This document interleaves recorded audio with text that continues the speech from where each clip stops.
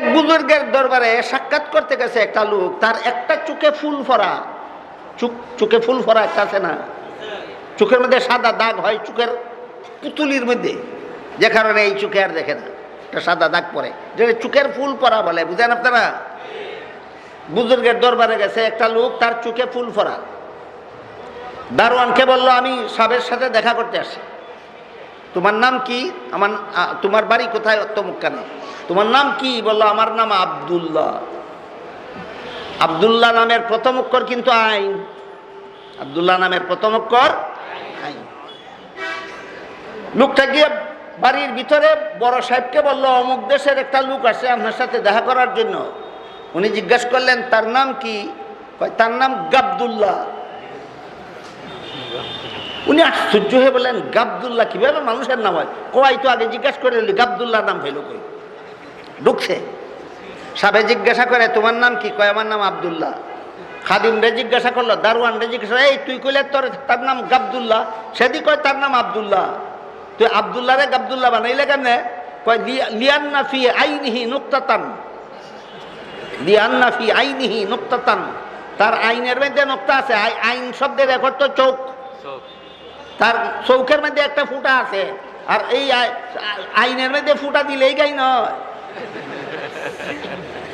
বাংলাদেশের মানুষ এই কথা বুঝানির আমার দরকার নাই, খালি ভাষা জানে না, নাইলে সব বাঙালির আজকে বলতো যে আইনের কেল্লায় নক্তা দিলেই গাই নয়।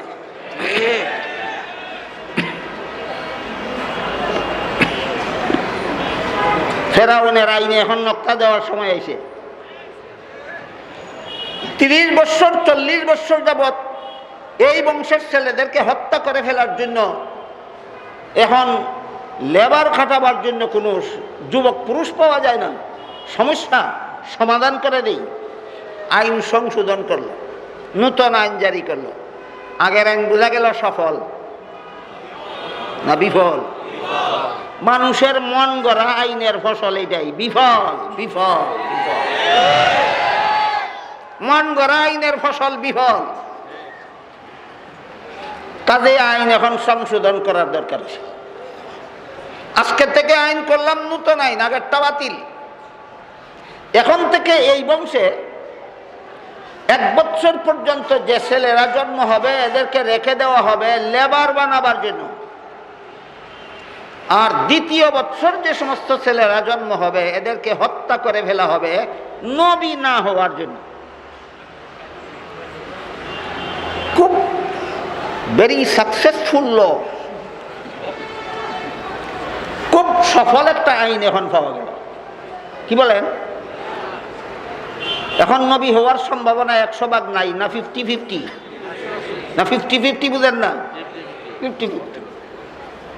যেই বছরের ছেলেদেরকে রেখে দেবা লেবার বানাবার জন্য, ওই বছর লেবার না হইয়া নবী হইতে পারে না। ওই নবী হওয়ার সম্ভাবনা ঢুকলো ফেরাউনের আইনের ভিতরে।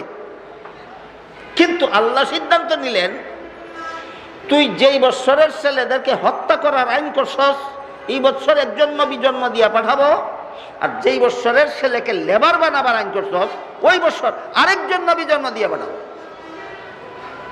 তাই আল্লাহ পাক রব্বুল আলামিন লেবার বানাবার জন্য ছেলে হত্যা করা হবে না, এই আইনের অধীনস্থ বৎসরে হারুন আলাইহিস সালামকে জন্ম দিয়ে পাঠালেন, আর পরের বছর ছেলে জন্ম হইলে হত্যা করে ফেলা হবে।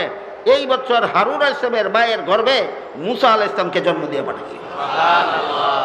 ওয়া মাকারু ওয়া মাকার আল্লাহ। মক্কর তোমরা বেশি জানো না আল্লাহ বেশি জানে? এটা স্মরণ রাখবা। মক্কর যতই করো না কেন, আল্লাহর পাকড়াওয়ের বাইরে, আল্লাহর দর পাকড়ের বাইরে কোনো মক্কর করার ক্ষমতা আল্লাহ কাউকে দান করেননি। আগের বছর হারুন ইসলাম জন্মগ্রহণ করলেন, কেটে ফেলার কথা নয়, রেখে দেওয়ার কথা লেবার বানাবার জন্য। পরের বছর এই মায়ের গর্ভেই মুসা নবী আসলেন। এই বছর ছেলে জন্ম হইলে কেটে ফেলার কথা না? কি বলেন?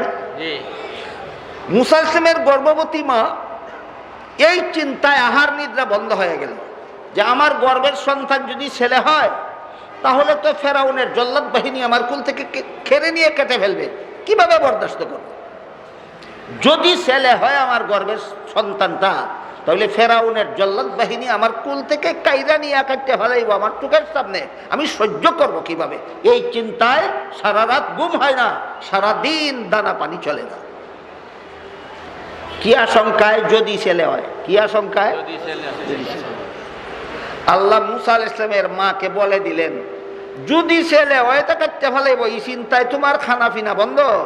আমি তোমাকে জানিয়ে দিলাম, ছেলেই দিয়েছি তোমার গর্ভে, আর চিন্তা নাই।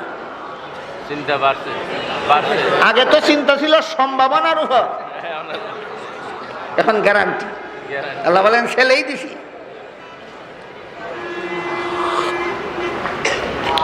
এই যে কাটতে ফেলেন না রাজা, এক রাজার কিচ্ছা আছে আপনারা দেখুন। এক দেশে এক রাজা ছিল, আইন জারি করছে, আমার দেশে যত জীবজন্তুর কান আদাতের চেয়ে বেশি লম্বা, সবগুলির কান কাটতে ফেলাও। বস রাজার জল্লাদ বাহিনী সারা দেশে ঘোরাফেরা করে। এই জল্লাদ বাহিনীর নাম কান কাটা জল্লাদ বাহিনী। এই জল্লাদ বাহিনীর নাম, খবর ছড়াইয়া গেল সারা দেশে। ভেড়ার পাল দেশান্তর হওয়ার জন্য রওনা হয়েছে। জল্লাদ বাহিনী, কান কাটা জল্লাদ বাহিনীর ভয়ে দেশ ছেড়ে যাইব গা। বেড়ার কান কি আদাতের চেয়ে বেশি লম্বা না মাত্র 2 আঙ্গুল? রাস্তায় খরগোশের সাথে দেখা। খরগোশের কান দেখছেন কেউ? আদাতের চেয়ে বেশি লম্বা। খরগোশে বেড়ার ফলটা জিজ্ঞাসা করে, বেড়ার ফল কই যাস? কয় দেশ থেকে বেগে যাবো। কেন? কান কাটা জল্লাদ বাহিনীর ডরে। খরগোশে কয়, আরে এই আইনের আওতায় তো তোরা ফরস না, ফললে আমি পড়ি, কাটলে আমার কান কাটবো, তোরা বাগজ কেটে, তোরা তোমার তো 2 আঙ্গুল কান। মেরার ফলে খরগোশে কয়, ব্যাককল খরগোশ, এখনো যা বুঝছস না, আইনের ফাঁক ফুকর বুঝছস না। কয় কি ফাঁক ফুকর? কয় এই জল্লাদ বাহিনী আগে কান কাটতে ফেলায়, পরে মাফে। আগে